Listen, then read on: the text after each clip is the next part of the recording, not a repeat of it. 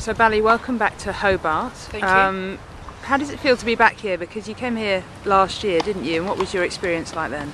Yeah, last year was my first year playing here, and I heard a lot of great things from players. So last year we thought, right, we're definitely going to come down and and check out the place and see what it's like. And we absolutely loved it here last year. I ended up qualifying.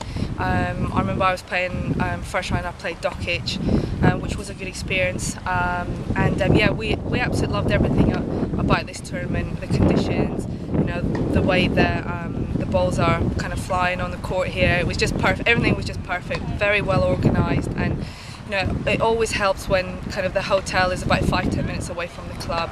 And the people here are just so lovely and really warm. So it was a definite to come back here this year. A lot of people say that conditions here in Tasmania are quite similar to the UK, maybe a bit cooler than some of the other Australian cities, perhaps a bit windier. Do you think that gives you in some way a little bit of an advantage? Yeah, of course it does, because coming from Britain, our conditions in the winter aren't particularly very warm. It's very cold back home, and that was one of the reasons why we picked Hobart as well, was that the conditions weren't as brutal, so it wasn't so much of a shock to the body, and it gives us a week to prepare before we head over to Melbourne.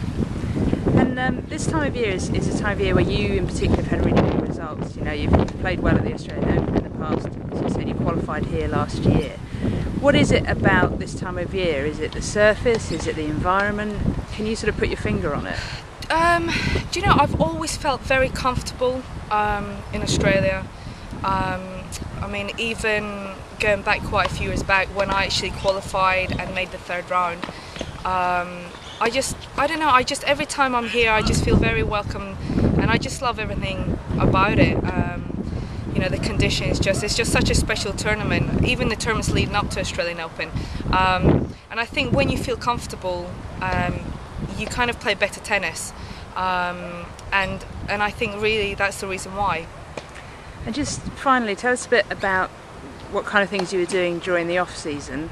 I guess you had a bit of snow back home in the UK that you had to kind of dodge. So just talk us through some of the things you've been working on and how you got around the weather conditions that you had back in the UK. Yeah, we worked very, very hard for 8 weeks. I decided to finish kind of in the middle of October and to really give a pre-season my best, and to really work hard, because I really needed to. Obviously I had an amazing year, but there were still areas there that I really needed to improve to get back into that top 50 and kind of keep building from there. I had a really fantastic 8 weeks. We worked a lot on my serve. That was one of the big areas.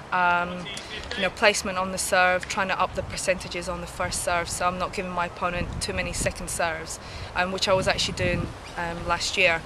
And that has come on like loads and loads, and hopefully the serve is gonna, in practice it's going unbelievable, so hopefully it will be really good in matches as well, and obviously other areas as well, just to kind of clean up on some of the mistakes as well. But it was a fantastic 8 weeks. I worked very, very hard with my coach Nina Severino. Unfortunately, by the end of the 8th week, we both came down with some flu, but you knew it was going to happen because obviously it was so cold and it was kind of going around everyone.